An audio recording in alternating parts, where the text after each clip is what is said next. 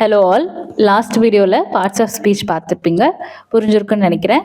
So today we are going to see verbs. வேர்ப்ஸ்ன்றது very பேசிக்.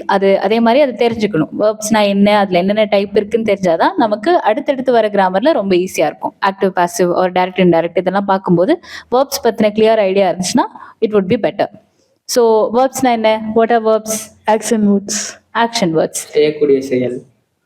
தமிழ்ல வினைச்சொல்னு சொல்லுவோம் இல்லையா? ஸோ இதெல்லாம் ஆக்ஷனோ, அது action words are called verbs. வேர்ப்ஸ்ன்றது நம்ம செய்யற ஆக்ஷன் மட்டும் கிடையாது, நம்மளோட ஸ்டேட் ஆஃப் பீயிங்கையும் சம்டைம்ஸ் ரெஃபர் பண்ணும். அதை தான் நம்ம வேர்ப்ஸ்னு சொல்றோம். இப்போ டான்ஸ், சிங், பிளே இந்த மாதிரி நம்ம என்னெல்லாம் செய்யறோமோ அது எல்லாத்தையும் வேர்ப்ஸ்னு சொல்லுவோம். வேர்ப்ஸ்ல ரெண்டு டைப் இருக்கு. What are they? Auxiliary and main. Yeah, actually வேர்ப்ஸ்ல நிறைய டைப் இருக்கு. நம்ம மேஜரா பார்க்க வேண்டியது auxiliary and main verb. Main வேர்ப்னா என்னவா இருக்கும்? Main verbs sing, dance.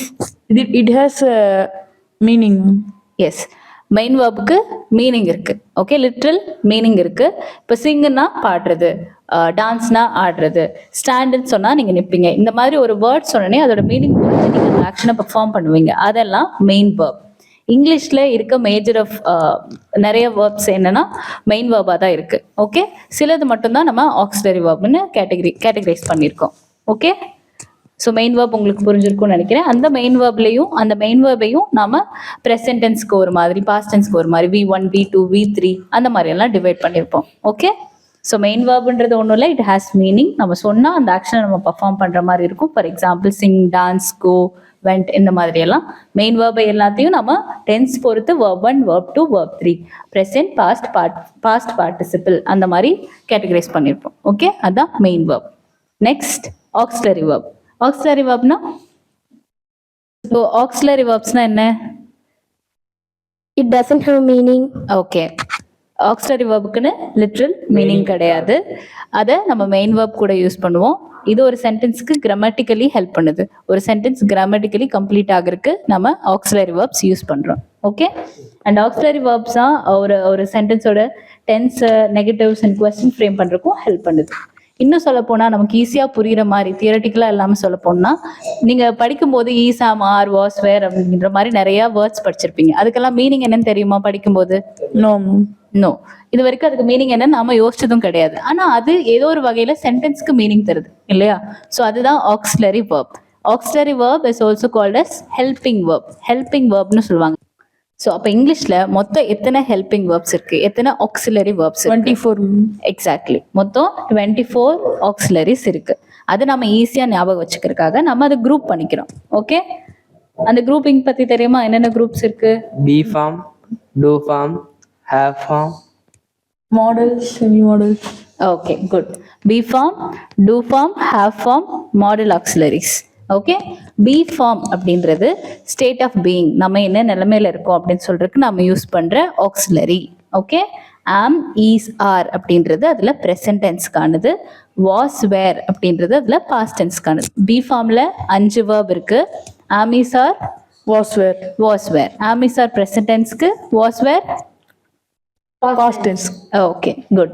Next do ஃபார்ம்ல 3 ஆக்சிலரிஸ் இருக்கு. Do, does, did. டூ ஃபார்ம்னா நம்ம செய்யற ஆக்ஷனுக்கு நம்ம சொல்றது. ஸோ அதுல டூவும் டஸ்ஸும் present tense, did Past. Okay. Next have form. Have ஃபார்ம்லயும் 3 ஆக்சிலரி இருக்கு. Have, has, had. அதுல ஹேவும் ஹேஸும் present tense, had Past tense. Past tense. Good. So B form, do form, have form. அதில் am, is, are, was, were, do, does, did.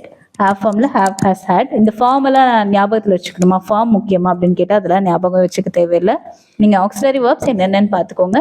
ஒவ்வொன்றோட ஃபங்க்ஷனும் நம்ம அடுத்தடுத்த tense எல்லாம் பார்க்கும்போது அது எப்படி ஃபங்க்ஷன் ஆகுது, எதனால் நம்ம ஆம் செலக்ட் பண்ணோம், எதனால் வாஸ் செலக்ட் பண்ணும்போதெல்லாம் டென்ஸ் பார்க்கும்போது நமக்கு தெரிஞ்சிடும்.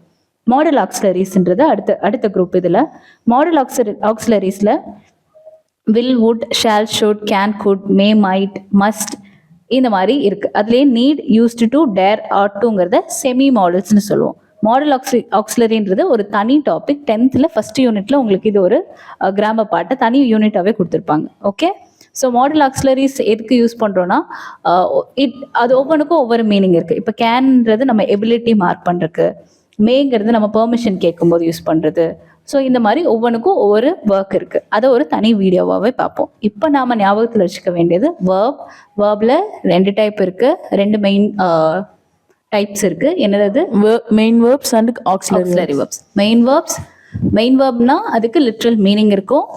இங்கிலீஷில் இருக்க most of the verbs main verb தான். For example sleep, okay, slept, dance, sing.